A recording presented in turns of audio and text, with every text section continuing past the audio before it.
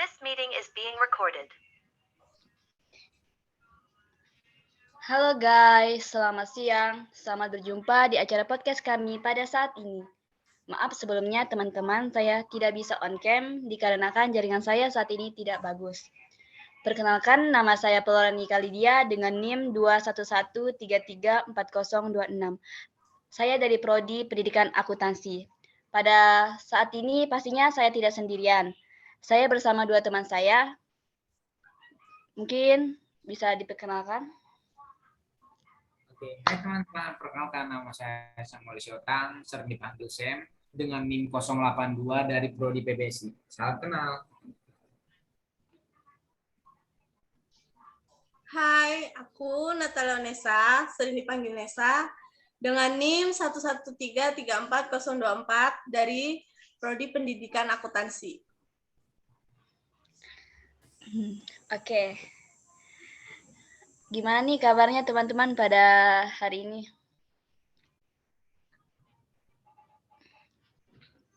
Puji Tuhan baik. Oke. Untuk Nesa sendiri gimana nih kabarnya? Puji Tuhan baik juga. Oke, syukur puji Tuhan.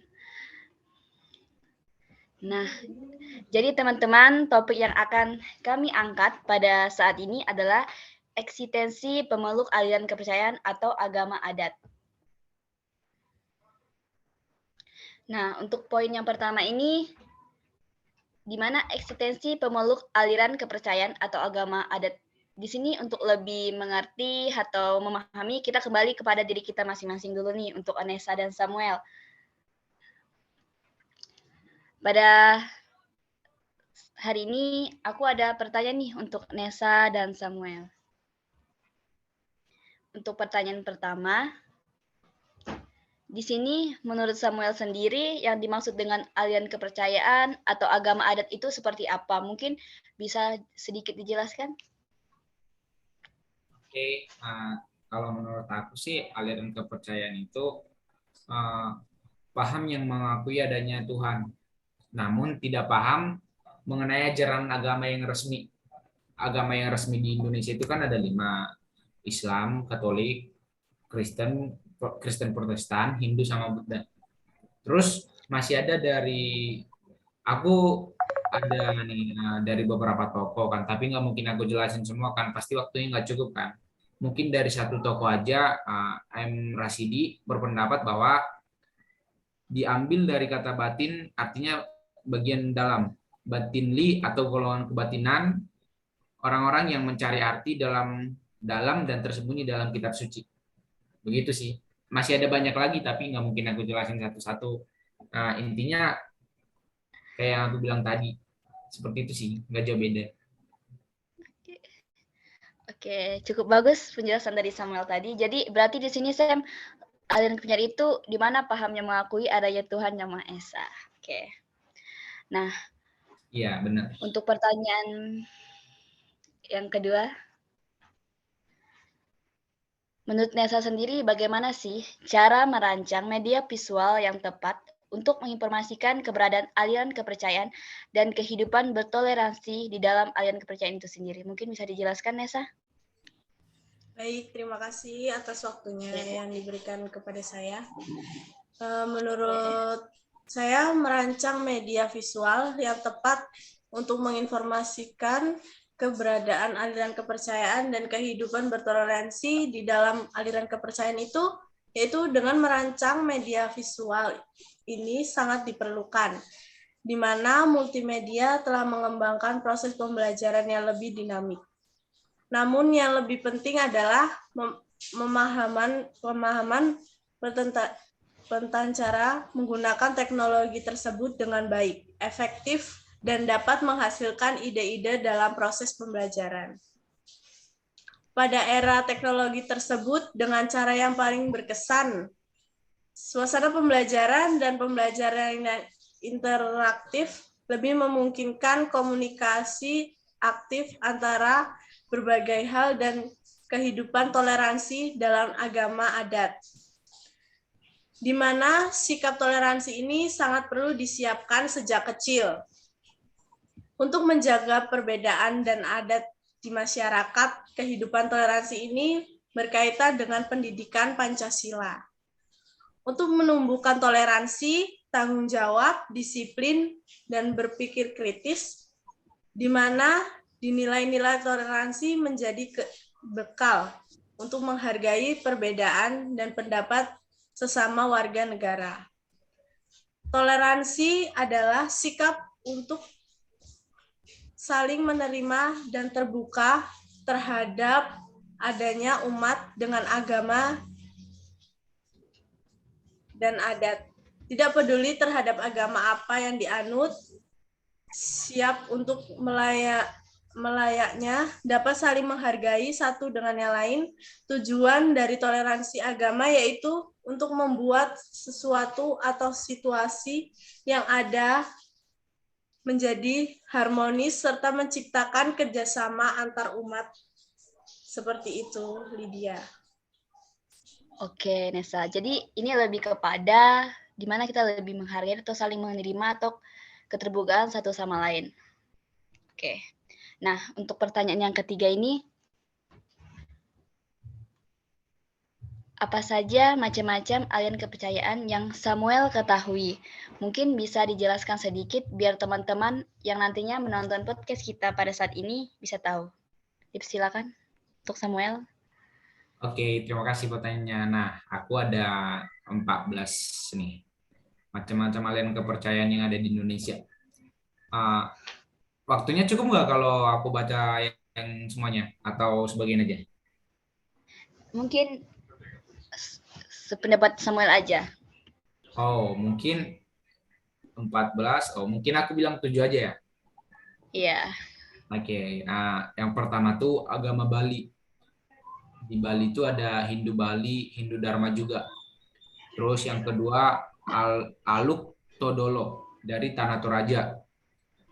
Terus Sunda Wiwitan dari Kanades, Banten. Yang keempat agama Jawa Sunda dari Kuningan, Jawa Barat. Yang kelima Buhun dari Jawa Barat. Yang keenam Kejawen dari Jawa Tengah dan Jawa Timur. Yang ketujuh Parmalim dari Sumatera Utara. Kayak gitu. Oke, Samuel, terima kasih atas penjelasannya. Sama-sama. Oke, untuk pertanyaan yang keempat. Kalau menurut Nesa sendiri, bagaimana sih aliran kepercayaan jika ditinjau dari pendekatan HAM? Mungkin bisa sedikit dijelaskan?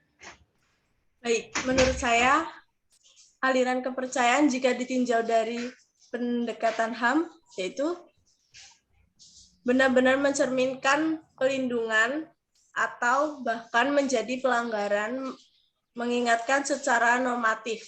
Indonesia merekam pada hak, terutama terhadap pasal-pasal ya. Pasal yaitu yang pertama itu pasal 2 ayat 1. Lalu pasal 2 ayat 3. Ya, terus seterusnya pasal 28J Undang-Undang Dasar 1945 dan pasal 18 ayat 3. Lalu pasal 2, pasal 3 dan pasal 26.